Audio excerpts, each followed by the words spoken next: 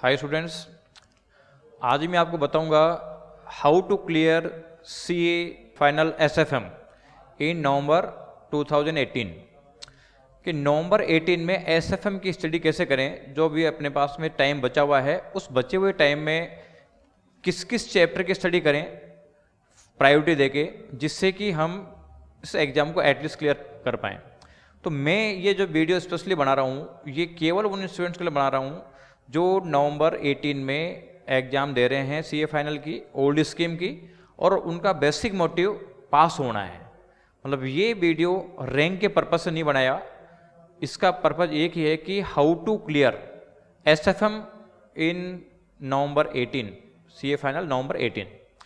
तो देखिए स्टूडेंट्स, आप एक काम करें, सबसे पहले तो आपको स्टडी मटेरियल सेलेक्ट करना है कि क्या क्या स्टडी मटेरियल अपन यूज करेंगे।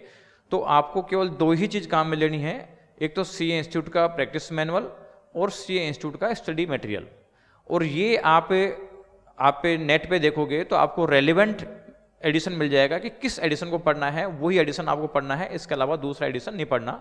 और उसको पढ़ते समय आपको क्या क्या चैप्टर फर्स्ट प्रायोरिटी पे देना है, कौन कौन से चैप्टर को लास्ट प्रायोरिटी पे लेके चलोगे, ये चीज़ें मैं आपको डिस्कस करूंगा। क्योंकि 100% सिलेबस पढ़ना जरूरी नहीं है। अगर आप 100% पढ़ने की कोशिश करोगे तो मार्क्स नहीं आ पाएंगे। आप अगर उसमें से सेलेक्टेड करोगे, कुछ चैप्टर्स को प्रायोरिटी देके करोगे, तो उसमें पास होना बहुत आसान हो जाएगा आपके लिए। क्योंकि कुछ चैप्टर ऐसे हैं जिनमें काफ़ी ज़्यादा मार्क्स के क्वेश्चन पूछे जाते हैं, कुछ चैप्टर ऐसे हैं जिसमें काफ़ी कम मार्क्स के क्वेश्चन पूछे जाते हैं। तो आपको इसकी टेंशन नहीं करनी। आप तो ये देखो कि आपको पास होने के लिए, क्योंकि टोटल पेपर जो आता है 120 मार्क्स का आता है, 120 में से आपको पास होने के लिए 50% मार्क्स चाहिए। तो 50% का मतलब है कि अगर आपको 70 मार्क्स का पेपर नहीं भी आता तो भी आप 50 मार्क्स ला सकते हो। लेकिन फिर भी अपन कोशिश करेंगे कि 60 मार्क्स तक का अचीवमेंट किस तरीके से लाया जाए। तो अब आप एक काम करें, एक तो प्रैक्टिस मैनुअल और एक स्टडी मटेरियल। इसके अलावा दूसरा मैटर आपको कुछ भी पढ़ने की जरूरत नहीं है। अगर आपके पास में और किसी टीचर्स की जो बुक्स पढ़ी हुई है या कोई रेफरेंस बुक पढ़ी हुई है तो उस रेफरेंस बुक को इग्नोर कर दें, टीचर्स के नोट्स को इग्नोर कर दें। केवल और केवल पीएम और एसएम दो चीज़ पढ़ना है, इसके अलावा कुछ भी नहीं पढ़ना। तो अब अपन चैप्टर वाइज आते हैं कि देखो एसएफएम में जो फर्स्ट चैप्टर है वो है financial policy and corporate strategy. इसका मतलब है कि इसमें से नॉर्मली कभी कभार थ्योरी का क्वेश्चन पूछा जाता है, तो ये चैप्टर आप फिलहाल इग्नोर कर दें। अब सेकंड चैप्टर लें तो यह है project planning and capital budgeting. तो project planning and capital budgeting में हम देखेंगे तो इसके दो पार्ट हैं। एक तो पार्ट है सिंपल कैपिटल बस्टिंग और दूसरा पार्ट है इसका रिस्क एंड एनालिसिस। तो रिस्क वाला जो पार्ट है, रिस्क एंड अनसर्टेनिटी जो पार्ट है इसका, उसमें आपको रिस्क मेजरमेंट के तरीके दे रखे हैं। इसके अलावा risk how to incorporate risk in capital budgeting, उसकी आपको कुछ मेथड दे रखी है। यानी आप कैपिटल बस्टिंग का रिमेनिंग पार्ट छोड़ दें, उसका रिस्क एंड अनसर्टेनिटी वाला जो पोर्शन है ये वाला पार्ट आप ढंग से कर लें। क्योंकि कैपिटल बस्टिंग में ट्रेडिशनल क्वेश्चन नॉर्मली नहीं पूछे जाते, मेनली जब भी क्वेश्चन पूछे जाते हैं तो इसका मतलब है कि इसकी रिस्क एंड अनसर्टेनिटी जो पोर्शन है उसमें से पूछे जाते हैं।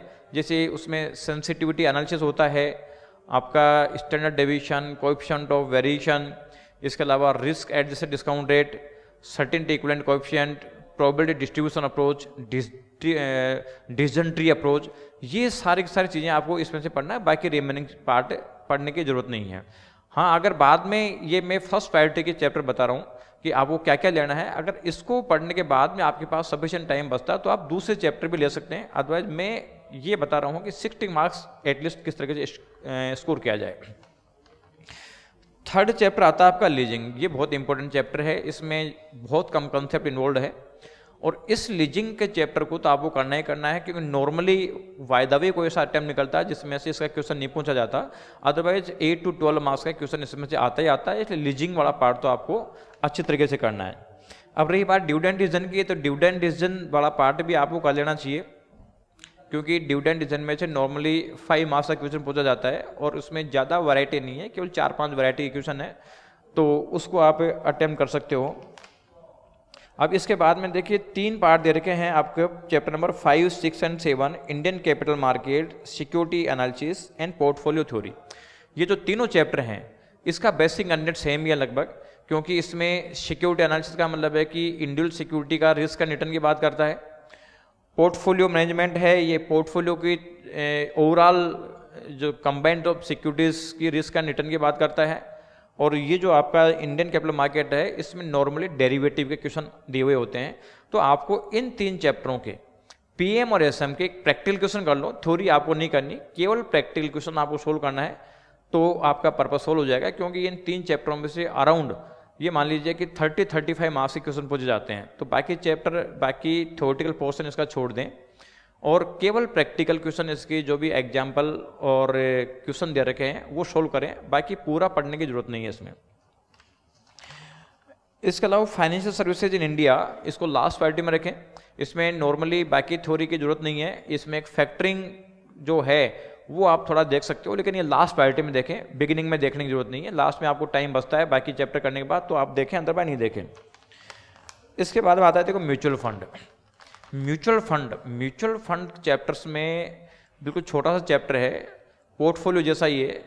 इस चैप्टर की आप प्रैक्टिकल क्वेश्चन सोल्व कर लें, बाकी थ्योरी इस चैप्टर की इग्नोर कर दें, क्योंकि थ्योरी का अलग से क्वेश्चन आता है एक, तो वो एक्स्ट्रा क्वेश्चन में निकल जाएगा और थ्योरी में काफ़ी टाइम लगेगा, इसलिए थ्योरी उसके पढ़ने की जरूरत में नहीं है। ये मनी मार्केट ऑपरेशन चैप्टर है 10, इसको आप इग्नोर कर दें। इसके अलावा जो चैप्टर नंबर 11 है, इसको भी आप लास्ट प्रायोरिटी पर रख सकते हो। और जो चैप्टर नंबर 12 है वो है foreign exchange exposure and risk management.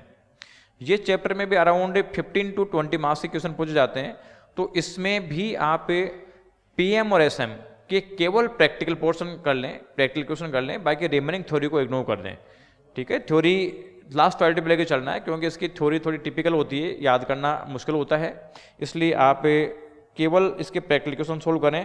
और जो सबसे इंपॉर्टेंट है वो है मर्जर एक्विजिशन रिस्ट्रक्चरिंग। ये चैप्टर तो आपको बिल्कुल स्ट्रांगली करना ही करना है। चैप्टर नंबर 13 है मर्जर एक्विजिशन एंड रिस्ट्रक्चरिंग, क्योंकि ये मान लीजिए कि इस चैप्टर में से 10 से 20 नंबर क्वेश्चन पहुंचे जाते हैं और एक चैप्टर बहुत छोटा सा है। तो ये आपको इस तरीके से करना है और केवल प्रैक्टिकल पार्ट करना है, इसका थ्योरेटिकल पार्ट नहीं करना, क्योंकि थ्योरेटिकल पार्ट्स जो है उसमें थ्योरी काफ़ी ज़्यादा है। ये मान लीजिए कि 50% टाइम आपको थ्योरी देना पड़ेगा, 50% प्रैक्टिकल में देना पड़ेगा, और 50% टाइम देने के बावजूद भी उसका एक क्वेश्चन आएगा। इसलिए इसको आप क्वेश्चन इसको तो इग्नोर कर दें, इसकी थ्योरी को इग्नोर कर दें। इवन जो अतुल है उसने भी इस एसएफएम की थ्योरी छोड़ी थी, क्योंकि टाइम नहीं बच रहा था, तो एसएफएम की थ्योरी इग्नोर कर दी थी। उसके बावजूद उसके 90 मार्क्स आए हैं। यानी अपने को 90 से अबोव का तो सोचना ही नहीं है, क्योंकि उसके लिए बहुत ज़्यादा मेहनत करनी पड़ती है, जो दूसरे सब्जेक्टों का टाइम कंज्यूम करती है, इसलिए उसमें टाइम लगाने के बजाय आप इसको करें।